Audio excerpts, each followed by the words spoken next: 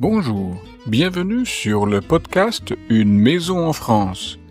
Un podcast en français facile pour ceux qui rêvent d'avoir une maison en France ou qui ont déjà une maison en France. Et bien sûr, pour tous ceux qui veulent perfectionner leur français. Je suis Jérôme, je suis professeur de français langue étrangère et j'écris aussi des livres pour vous si vous apprenez le français. Chaque semaine, je lis un chapitre, ils sont tout petits, du roman en français facile Les surprises du premier été. Puis, je vous explique le français utilisé dans le texte. Dans ce nouvel épisode, Peter et Petra vont prendre un petit déjeuner typiquement français. Dans la partie explication, je vais parler des mots grille-pain et pain grillé, mais aussi de l'adjectif utile et de son contraire, l'adjectif inutile. Mais sans plus attendre, poursuivons l'histoire.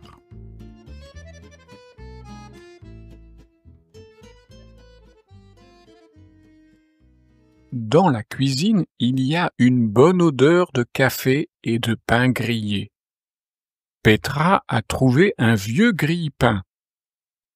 En France, un grille-pain est très utile. La baguette est délicieuse quand elle est fraîche, mais le lendemain, il est préférable de faire griller le pain. C'est un petit déjeuner typiquement français. Sur la table, il y a du beurre et des confitures, du beurre doux et du beurre salé, des confitures de fraises et d'abricots. Peter est content. La journée commence bien avec ce petit déjeuner. Peter raconte qu'il n'a rien trouvé au grenier pour expliquer le bruit de la nuit. Mais Petra dit qu'il y a un autre problème. Quand elle est entrée ce matin dans la cuisine, elle a vu une souris sur la table.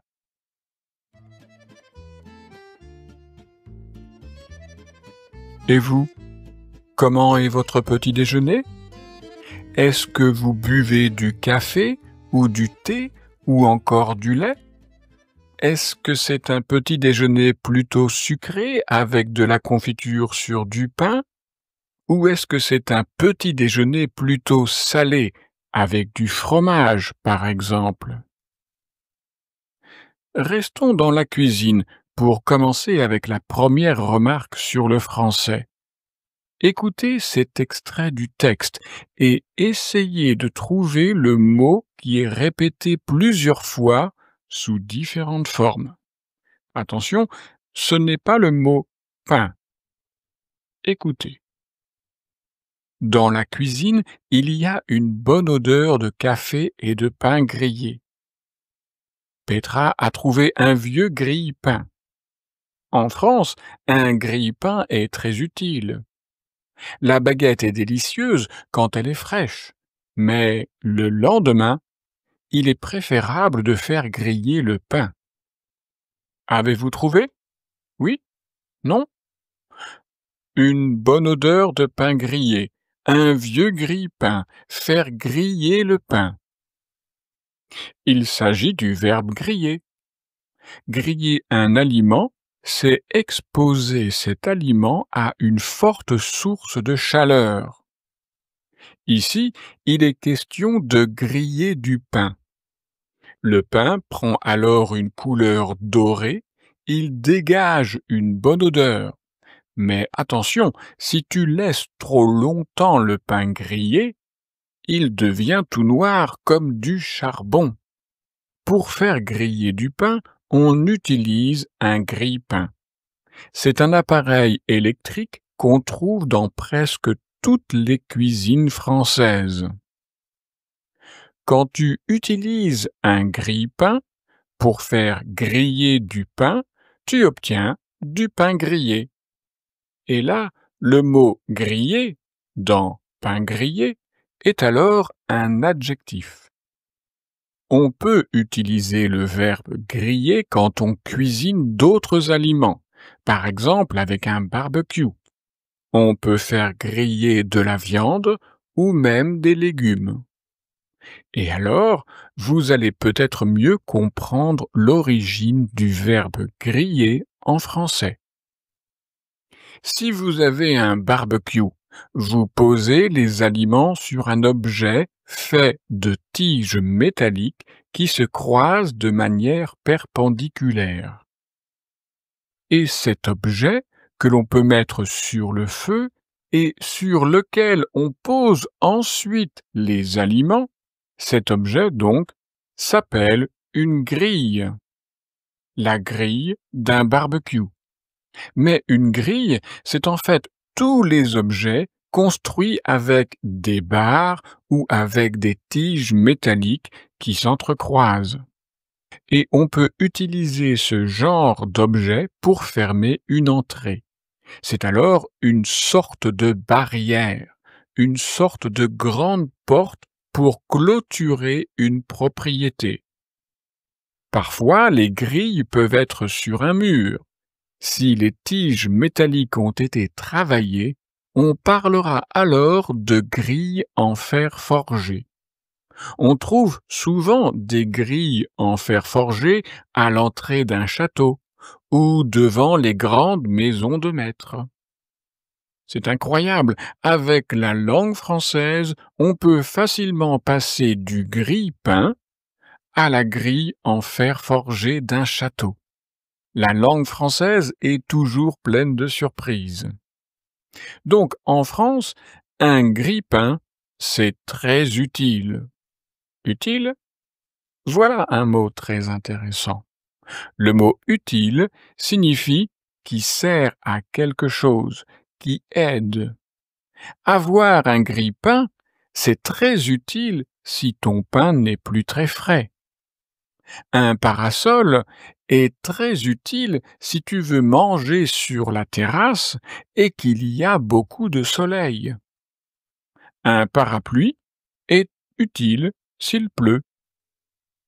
Savoir parler français est très utile si tu passes des vacances en France. Mais je dirais que si tu veux habiter en France, savoir parler français est plus qu'utile, c'est indispensable. Le contraire de l'adjectif utile est le mot inutile.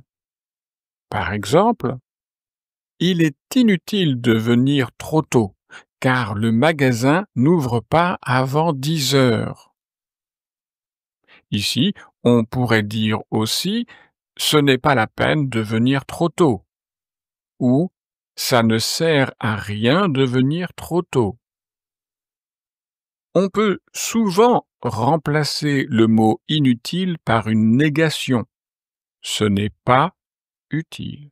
Ce n'est pas nécessaire. Par exemple, inutile d'avoir un grille-pain ou il n'est pas utile d'avoir un grille-pain si vous ne mangez pas souvent de pain. À votre avis, avoir de bonnes relations avec vos voisins, est-ce que c'est utile ou inutile? Évidemment, c'est très utile. Avoir 2 voitures si vous pouvez faire les courses à pied et si vous travaillez à la maison, est-ce que c'est utile ou inutile? Bien sûr, c'est complètement inutile. Avoir un sèche-linge si tu habites dans le sud de la France, est-ce que c'est utile ou inutile? Moi, je pense que c'est complètement inutile. Prendre des cours de français avant même d'acheter une maison en France, est-ce que c'est utile ou est-ce que c'est inutile? C'est vraiment très utile. Je dirais même que c'est indispensable. Voilà pour le 16e épisode de ce podcast. Dans le prochain épisode, Peter et Petra vont passer leur premier dimanche dans leur maison, mais il y a un petit problème. Si vous ne pouvez pas attendre la semaine prochaine pour la suite des surprises du premier été, vous pouvez aussi acheter le livre papier ou l'e-book sur Amazon. Abonnez-vous au podcast et avez-vous pensé aux étoiles? Oui, les étoiles, pour évaluer cet épisode.